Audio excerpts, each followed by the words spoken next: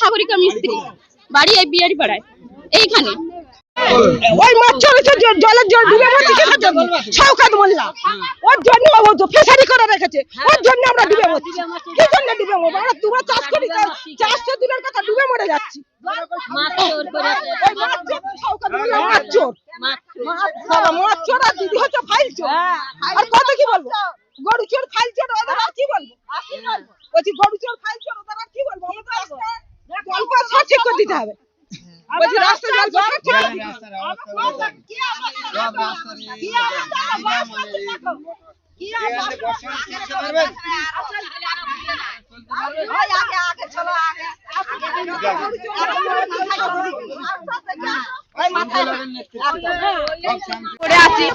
কাজ করতে পারি না, খোড়া মানুষ খাটতে পারে না, কি করব?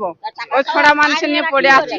রাস্তাঘাট এখনো মেরামত হয়নি। বারবার শামসুর সর্দারকে বলেছি, বলে তোমরা বিজেপি করো, তোমাদের রাস্তাঘাট হবে না, রাস্তাঘাট হবে না। ঠিক আছে। আর এই জলপথটা যা আছে, এখান থেকে জলপথ একটা হবার কথাবার্তা ছিল, মোটামুটি ওখান থেকে ওই শওকত মোল্লার ওদিকে সব মারা যাবে, মানে ফিশারি টিশারি যা রয়েছে সেই জন্য। আর আমাদের এই জলপথ হয় না।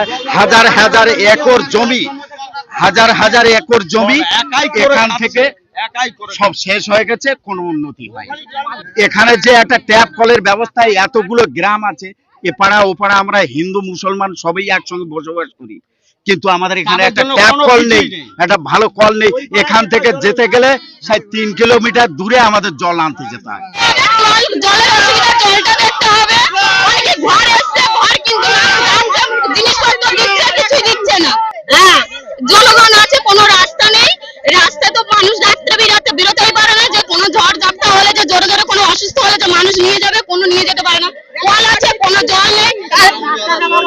10 বছরের বাচ্চাদেরকে যে একটা মোবাইল ধরে দেওয়া যায় সরকার থেকে, তাহলে বাচ্চারা পড়াশোনা করছে কোথায়?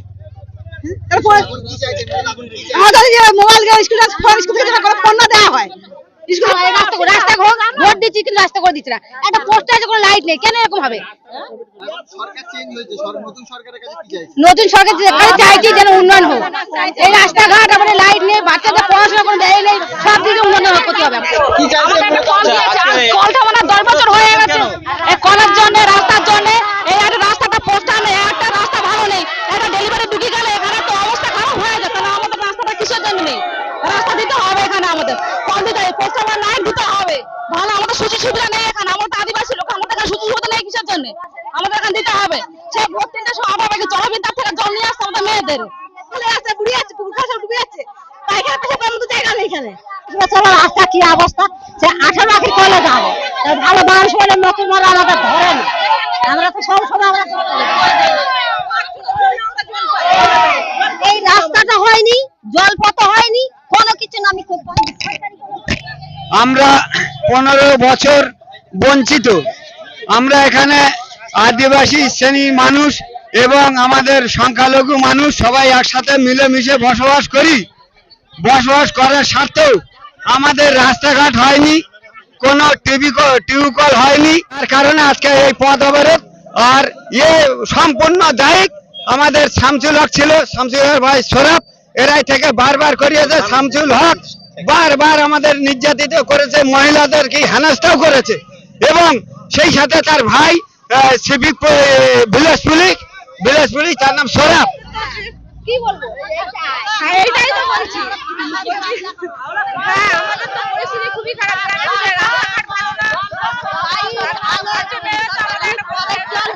কিনে আনতে হয়, কলেজ জল পর্যন্ত কিনে আনতে হয় আমাদের। হ্যাঁ, 10 টাকা দিয়ে কলেজ জল পর্যন্ত কিনতে হয়, কিন্তু কলেজ জল আমাদের কিনে আনতে হয়। বছর আজকের আমাদের রাস্তাটা হচ্ছে না, 10 বছর ধরে মাপনে যাচ্ছে। আজ 45টা বছর হচ্ছে করে খালি মাপনে চলে যাচ্ছে। একটা টিউবকল নেই, 100 ঘরের বসবাস, একটা টিউবকল নেই, জলের মানে রাস্তাও নেই। সমস্ত জায়গা আমরা বলছি, সমস্ত জায়গা যখন বলছি মাপনে চলে যাচ্ছে হবে বলে আশ্রয় দিচ্ছে, হচ্ছে না। এখন নতুন সরকারের কাছে আবেদন করছি যাতে আমাদের কল রাস্তাটা হয়, আমরা যেন সুযোগ সুবিধা পাই, এই আবেদনটা আমরা করছি। বাদশা শেখ। পরিমাণে দেখবে কি অবস্থা রয়েছে। এখান থেকে করে নিচ্ছি, ঠিক আছে। বাবা মারা গেছে,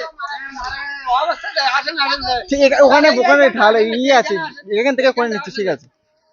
আসেন দেখে যান বেরোবে কি করে, ভিতরে অনেক বাড়ি আছে। চলে আসুন, চলে আসুন। এই কল আছে, ঠিক আছে, প্রত্যেকের কথা বলবেন। আমার গ্রামের ভিতরে যা রাস্তা আছে এই অবস্থা, দুটো অটো টোটো রাস্তা বেহাল অবস্থা।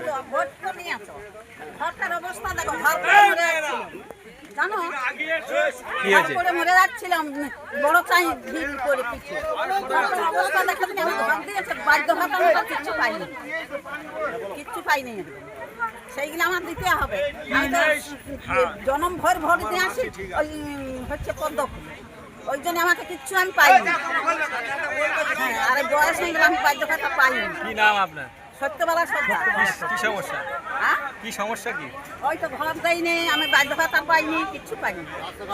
সরকারের সাহায্য আমি কিচ্ছু পাইনি। এইটা আপনার ঘর, এই মাটির ঘর? আমি বিজেপিকে ভোট দিই বলে আমাকে কিচ্ছু দেয়নি।